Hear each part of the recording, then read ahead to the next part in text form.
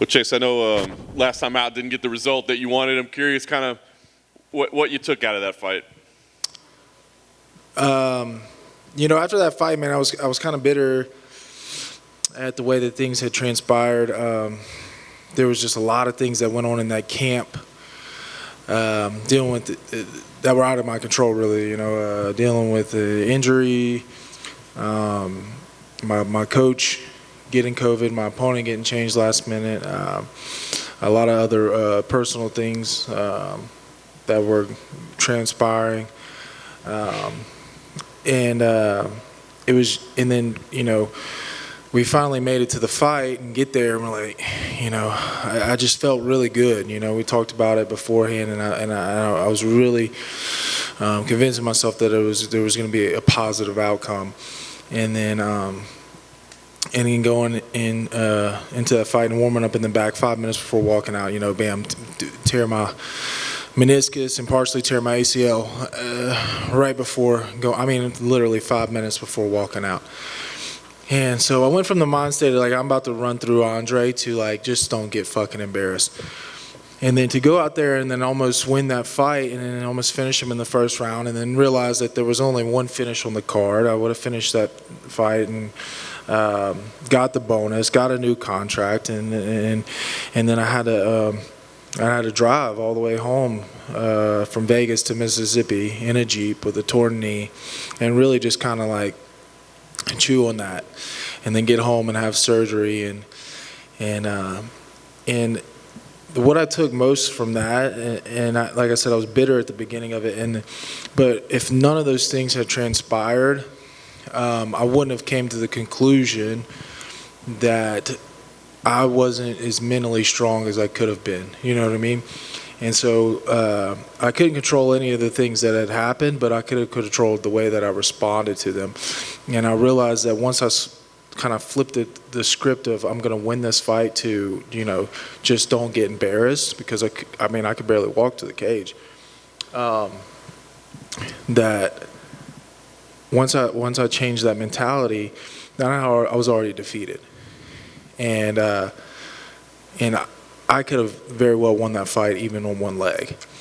And it was a really close bout. But because I had told myself that I wasn't going to win, and I didn't. And after that had happened, I kind of really dug deep and knew that I was going to have to sit at home and recover from the surgery. And I know I was going to be in my head a lot, so I was like, well, fuck, if I'm going to be in there, I'm going to make it a happy place. So I really just dug deep and really worked on just my mental fortitude and strengthening everything in my mind.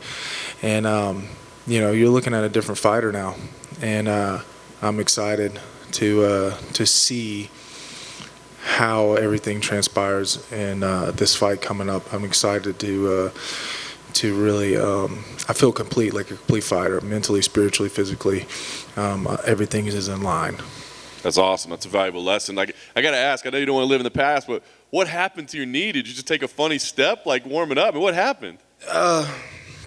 So I'd injured it actually in training camp, and I came to Vegas, rehabbed it, and then 2 or 3 weeks before the fight, re-injured it again. So the meniscus is a kind of it's a tricky kind of tendon. It's one of those things when your leg moves a certain way, that cartilage will get caught, that tendon will get caught in between where your knee bends, your femur and your tib, and so especially when it's a complete tear. So they call it a bucket handle tear, and so when I just stepped to throw a little kick, hitting pads in the back, and that knee just caught.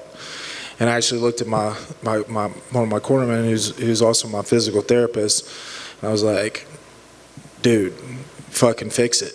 He was like, there ain't nothing I can do for you, man. He's like, your knee's stable.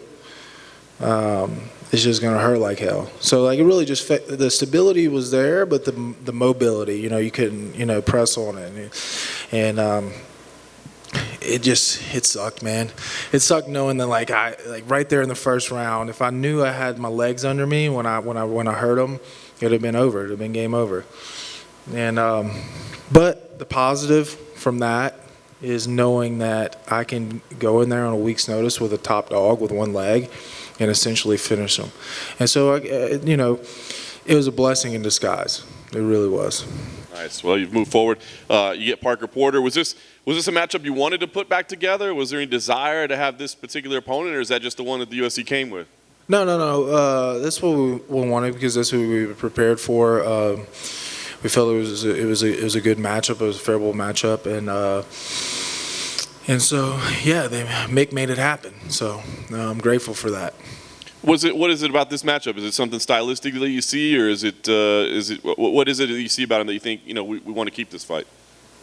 Yeah, just some of the things that he does is, you know, I think it plays into my advantage a little bit.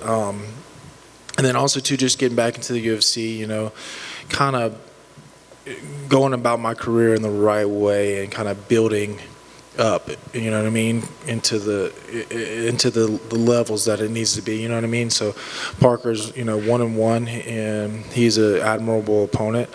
And just going to go out there and get this win and be, you know, we're starting on a clean slate, you know, it could be 2-1.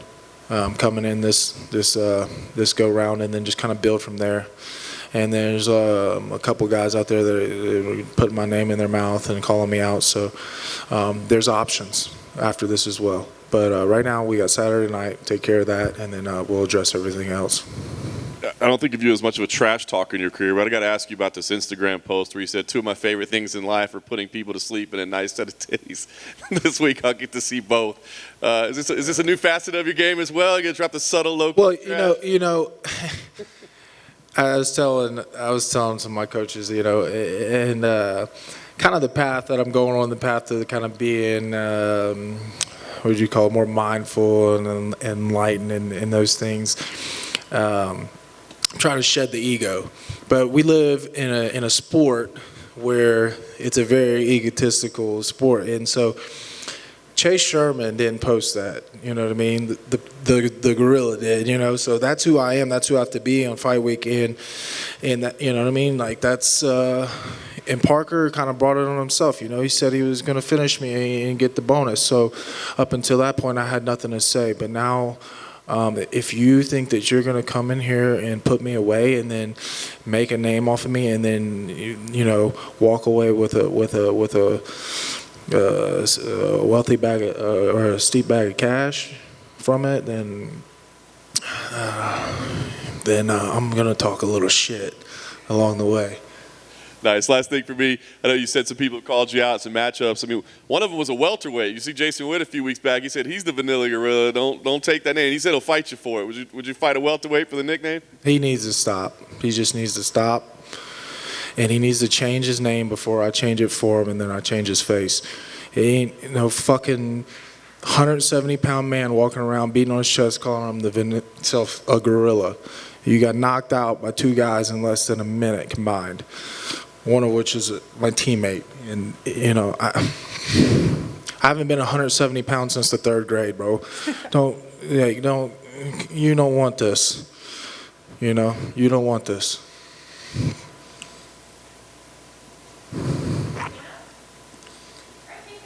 All right, thank you.